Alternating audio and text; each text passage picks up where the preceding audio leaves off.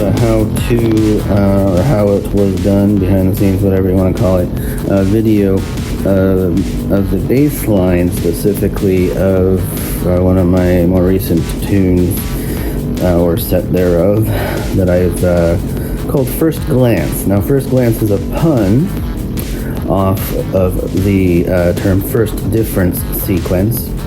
And why is that? Well, I'm glad you asked.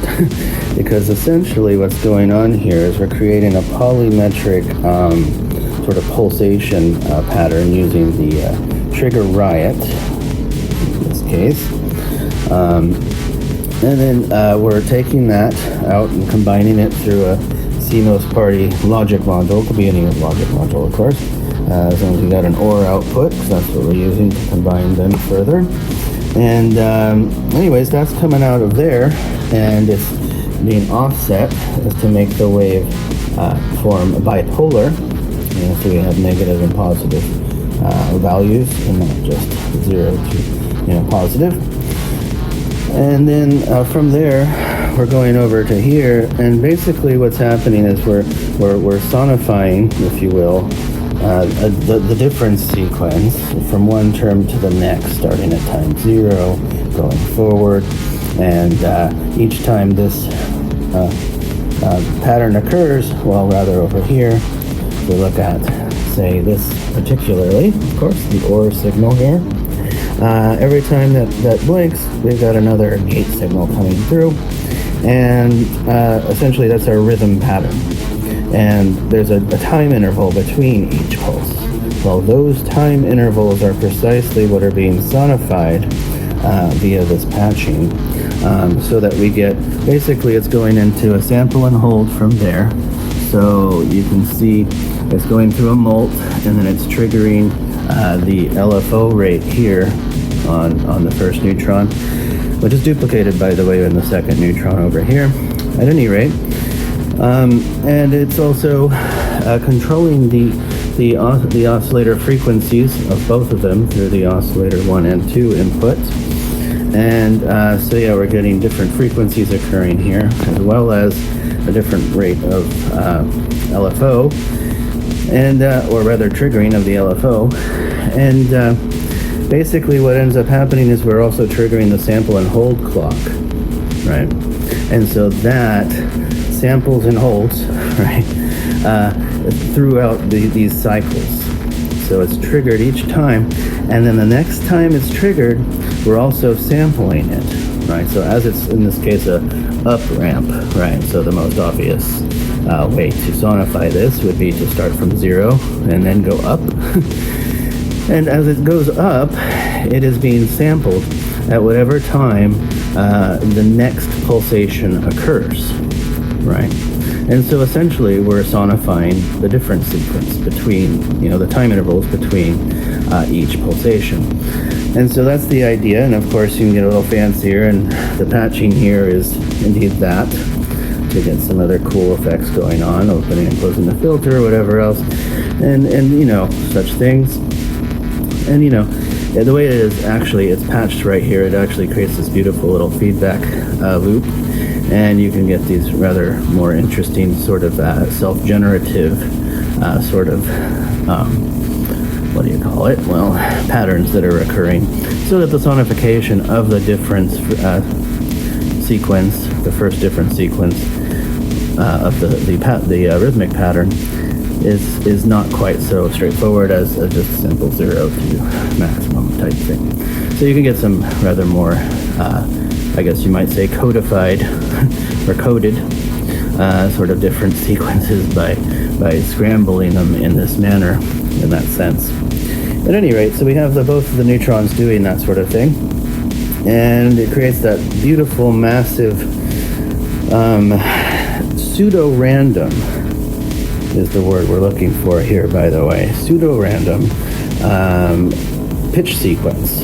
So I've been mentioning this in some posts where, pretty much every time someone mentions a sort of random feature, randomization feature on a module, even this trigger right has a probability option, although I tend not to use it thus far. So I really prefer to create my own pseudo-random sequences, because that's the thing with random sequences, right? Usually they are actually pseudo-random.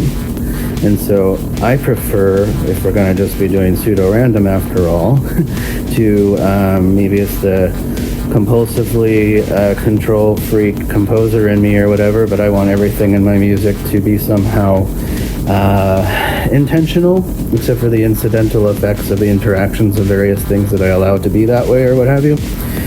At any rate, so this creates a pseudo-random, what in this case turns out to be baseline of pitch, frequencies. And then the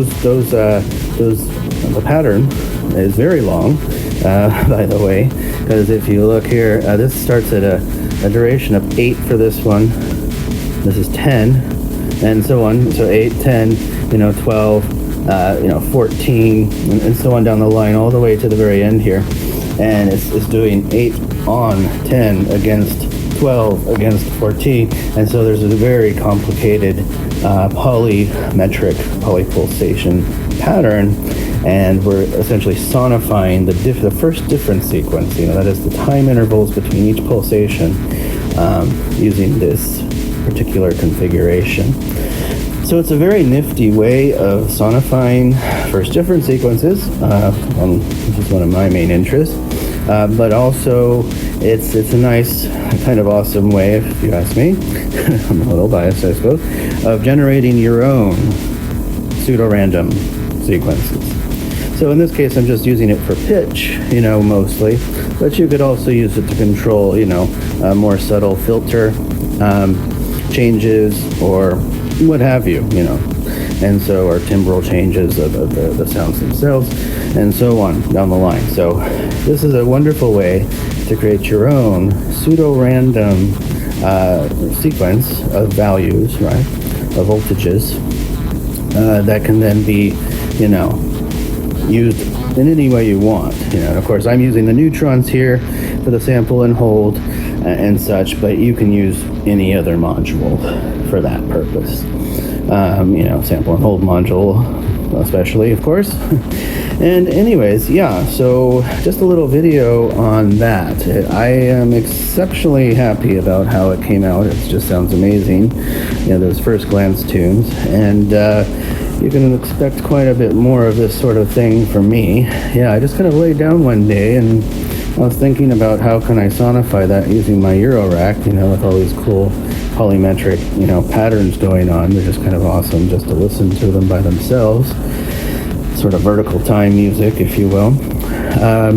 At any rate, I was like, well, how can I, I've programmed, Python programs to generate different sequences or whatever and so on for my research into the mathematics of rhythm and all that, and yet, how can I get my Eurorack, to sonify that? So I just kind of laid down. I was maybe going to take a nap. It's weird times these days. Anyways, yeah, and then I just kind of thought of it almost immediately upon laying my head down on the pillow there.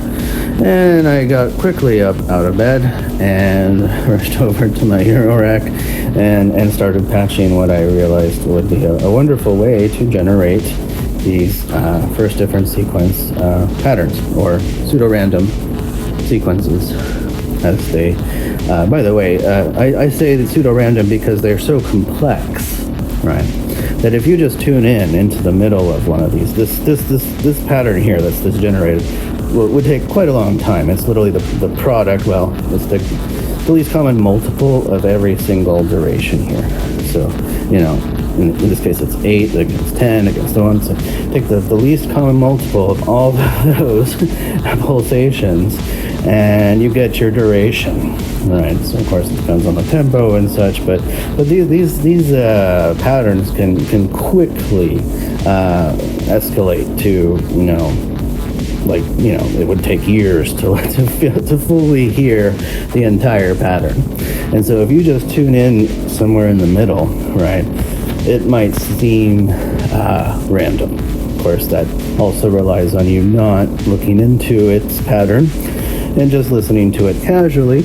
Of course, there are ways to determine what patterns are occurring. if someone is interested in that. That's, of course, part of my research. At any rate, but yeah, to the casual listener, there is pretty much no discernible way to determine any pattern there, per se, because it keeps changing, as polymetric patterns are known to do, in very complex ways, to the point that they are essentially pseudo-random. So, yeah, really quite a brilliant way to generate pseudo-random sequences. You know, I could go on and on about how much I love this trigger, right? In fact, that's one of the very primary reasons I got this module, is to create very complex, you know, polymetric, polypulsation type patterns. And so now, this is a configuration where, using a little bit of sample and hold and some offset and what have you, you can, in fact, generate your own pseudo-random sequences. And that's pretty much how that worked.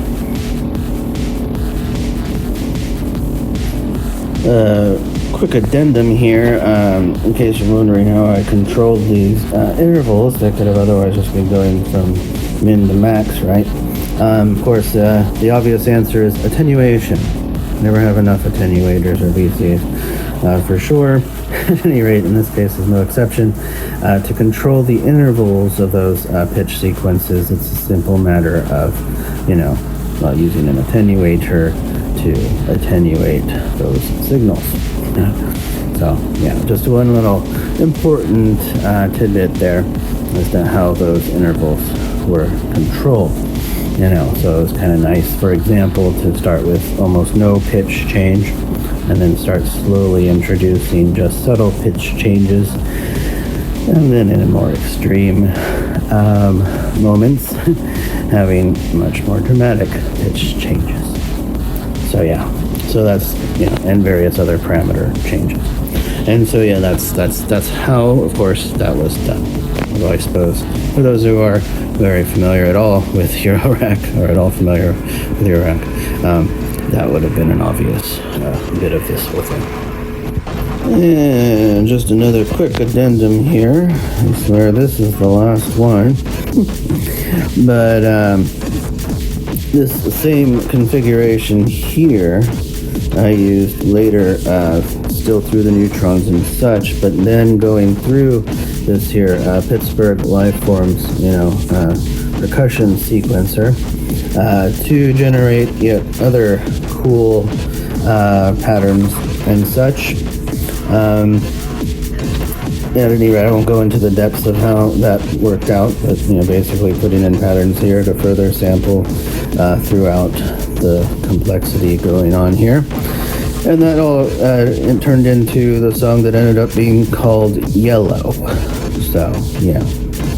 As in, you know, yeah, hello, yes, and hello, kind of, or yeah, and hello, or whatever. You know, sort of portamento of the two when excited, shall we say. There we go. Okay, so just a little FYI there.